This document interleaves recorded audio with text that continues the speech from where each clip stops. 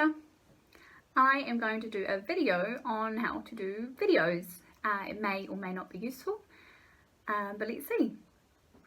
So the first thing is to make sure that you've got the right setup. I have light coming in this window because if you have light behind you, you tend to have a halo and your face is quite dark, so it's important to get the light coming in the right way. Then you need to think about what's behind you. I have this plant next to me purely to make it look a little bit more homely and to put some colour. It doesn't usually live down here. And then I like to be removed away from other people, mostly so I don't feel self-conscious. If I feel a little bit self-conscious, my delivery is a bit poor, but I think my flatmates think I'm fairly nutty talking to myself anyway, so nice quiet space away from people or away from where you'll be interrupted. Make sure that your phone is charged or your computer, depending on how you are recording. I used to use QuickTime on my Mac, but for some reason it became Pakaru.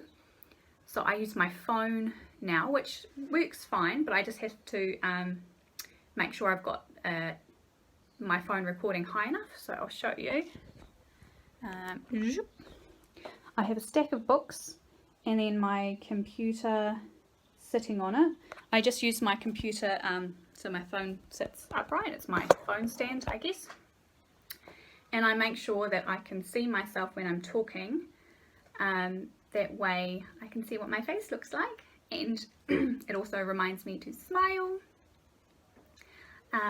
and look happy, which I think if I was not seeing myself I would probably have a bit of a resting bitch face. So that is the setup. When you're talking, when you've got your lesson or whatever you're doing, I sometimes find it helpful to have something written down next to me of what I'm doing. It's important to speak clearly and slowly because I think we talk faster than we realise, and then when we listen back to ourselves it can be a bit rushed. And if you are doing a lesson that the children are working alongside, it's important to give enough wait time. And if it's something that you would usually require an answer to, I usually respond as if they've said it to me. Yeah, that's right. Something like that. Which can possibly be a little bit more something that you do directed at little ones rather than the older ones. The older ones might be able to see through it. And of course, I've said it before, but smiling. Make sure you smile. Sorry, I need a drink of water.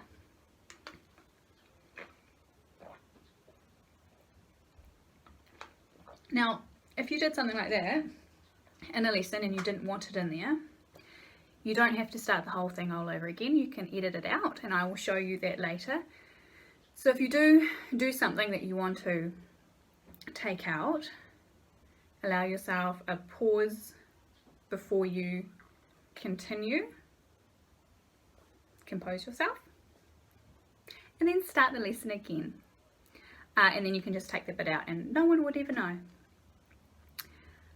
So that's the main bits of this part, and then I will show you how to edit bits out if you need to.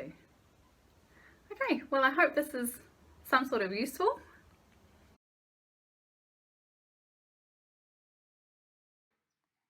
Now I've gone into my photos and then clicked on video editor, clicked new project, going to enter in the name of my video,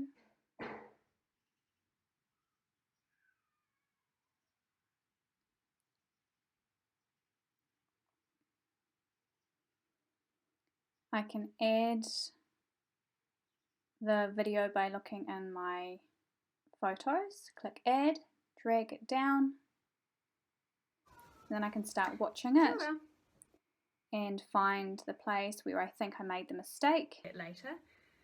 So if you do something that you want to, and of course I've said it before, but smiling, make sure you smile. Sorry, I need a drink of water. When you think you've got it, pause the video and then click split.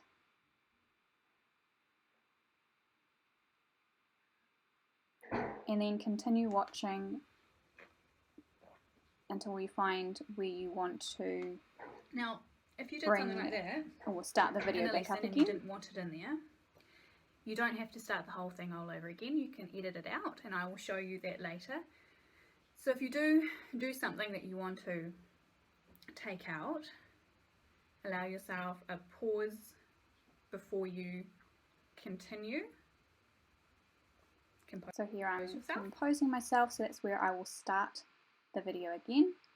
So pause it, press split, and then you've got 3 clips there, and it's the middle one that has the mistake in it and that you will delete.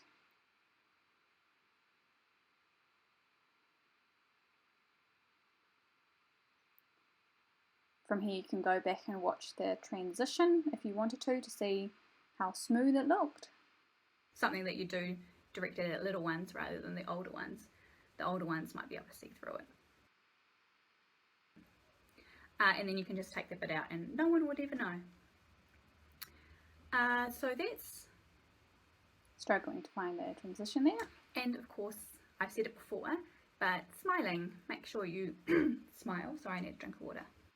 And then start it was nice and smooth. I should have cut it probably a bit earlier, but this is just an example. And then I am clicking finish video and I can export it onto my computer. Now I am clicking upload video on YouTube. This is skipped forward a bit. I'm dragging the file onto the upload video bit.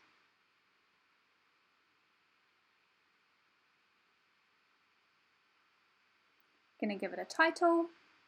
So this is a video, what I'm showing you now is a video that I recorded earlier of a story that I read for the kids, The Ant and the Grasshopper.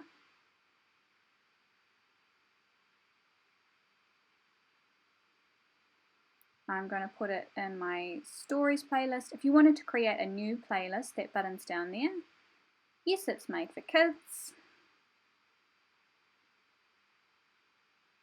Now, if you don't want it to be available to everyone, the whole world, you click unlisted. Otherwise, you can click public if you don't mind people looking at it. So anything with your class in it, you would click unlisted. And there it is.